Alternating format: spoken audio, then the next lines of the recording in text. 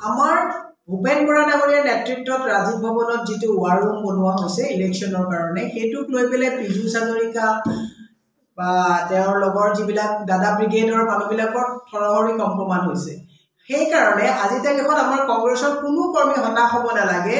কংগ্ৰেছ যদি শেষে হৈছে কংগ্ৰেছৰ যদি কামেই নাই আপোনালোকে চাইছেনে যিমানটো মেইন মিডিয়া আছে যিমানখিনি মানে আপোনাৰ মিডিয়া আজি বাজি আছে আজি কেইদিনমানৰ পৰা কংগ্ৰেছ কংগ্ৰেছ কংগ্ৰেছ নহলে না মিডিয়া হাউচ চলে কংগ্ৰেছ নহলে না বিজেপিৰ কিবা এজেন্ডা আছে এই কথাবিলাক আপোনালোকে ধৰিব পাৰিছেনে নাই মই খুব এনজয় কৰিছো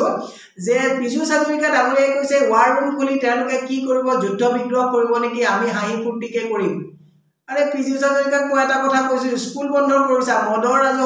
ৰাজ্য চলাই আছা 1 টকা উপাৰ্জন নাইকিয়া এটা ব্যৱস্থালৈ অসমখনক লৈ গৈছে আজি অখিল গগৈ ডাঙৰীয়াও কৈছে গৰুকুটিত যে এতিয়া আপোনালোকৰ 17 কোটি টকাৰ বিজনেছ কৰি 2 কোটি টকাৰ প্ৰফিট এখন ফ্লপ গুজৰাট মডেল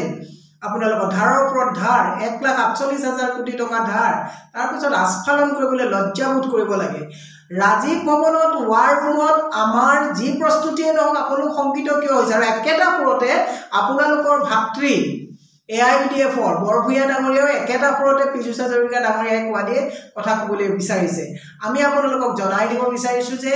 কংগ্ৰেছৰ সংগঠন আগতেও শক্তিশালী এতিয়াও শক্তিশালী ভৱিষ্যতলৈও শক্তিশালী যোৱা নিৰ্বাচনত ৰাইজৰ জ্ঞাতাৰ্থে কৈছো মহাজোঁটে 51খন সিট আমি পাইছো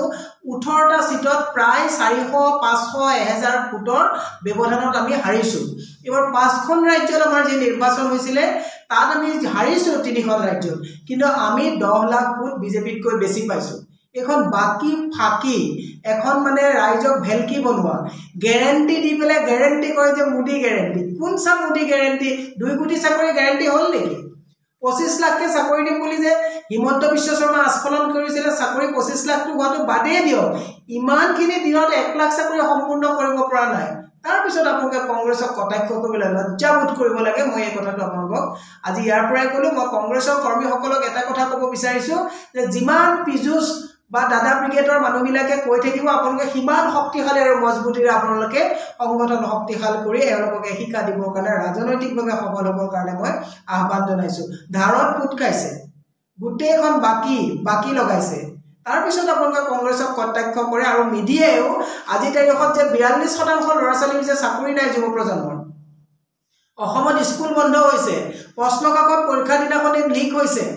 যুৱ প্ৰজন্মৰ হাতত সংস্থাপন নাই বস্তুৰ অত্যাধিক দাম যোগান মন্ত্ৰীয়ে কয় মই নিমখৰ বাদে বাকি একো কথা গম নাপাওঁ সেইবিলাকে নিউজ বজাব লাগে কংগ্ৰেছ অফিচত ভূপেন বৰা ডাঙৰীয়াই ক'ত ৱাৰ ৰুম বনাইছে এইটো লৈ পেলাই যদি আপোনালোকে নিউজ কৰে নিউজৰ কিন্তু একচুৱেলি ক্ৰেডিবিলিটি খতম হ'ব মই সেইকাৰণে আপোনালোকক কৈছো কংগ্ৰেছৰ পৰা 2-3 জন মানুহ যোৱা মানে কংগ্ৰেছ শেষ হৈ যোৱা নুবুজায় বিজেপিও মনত ৰখা ভাল যে যিসকলে কৰাপ্টেড মানুহবিলাকক জেলত ভৰাম বুলি কৈছিলে সেই কৰাপ্টেড মানুহবিলাকক নিপলে যে কংগ্ৰেছটোক নিকা কৰিছে এই কথাটো আমাৰ কংগ্ৰেছী মানুহে জানাটো ভাল আমাৰ কৰাপ্টেড যিসকল মানুহে কংগ্ৰেছক ডুবাইছিল সেইবিলাক মানুহ গুচি গৈছে এতিয়া কংগ্ৰেছত নিকা ভাবপুৰ মূৰ্তিৰ মানুহে কাম কৰি আছে গতিকে মই বেছি দীঘলীয়া নকৰি এটা কথাই কৈছো আমাৰ মানে নিৰ্বাচনী ৱাৰ ৰুমক লৈ পেলাই তেওঁলোকে কটাক্ষ কৰাৰ পৰিৱৰ্তে ঠিকাদাৰক যে বিল দিব পৰা নাই ঘৰে ঘৰে পানী দিম বুলি কৈছে পানী দিব পৰা নাই পট্টা দিম বুলি কৈছিলে পট্টা দিব পৰা নাই 21ৰ পিছত ৰাজনীতি নকৰো বুলি হিমন্ত বিশ্ব শৰ্মাই কৈছিলে ৰাজনীতিত এতিয়া তেওঁ ফুটবল মাৰা দি সবকে মাৰি লোকৰ ঘৰ বিভীষণ কৰি ঘৰ ভাঙি আছে এই কথাবিলাক অলপ ওপৰলে থুই মাৰিলে গাত পৰে এই কথাবিলাক এবাৰ চিন্তা কৰিবচোন আমাক কংগ্ৰেছক কটাক্ষ কৰিব নালাগে কোনো নিৰাশ হ'ব নালাগে এটা কথা আপোনালোকে খুব ধুনীয়াকৈ থাকক যে কংগ্ৰেছ নহলে না বিজেপি চলে কংগ্ৰেছ নহলে না সংবাদ মাধ্যমৰ বাতৰি চলে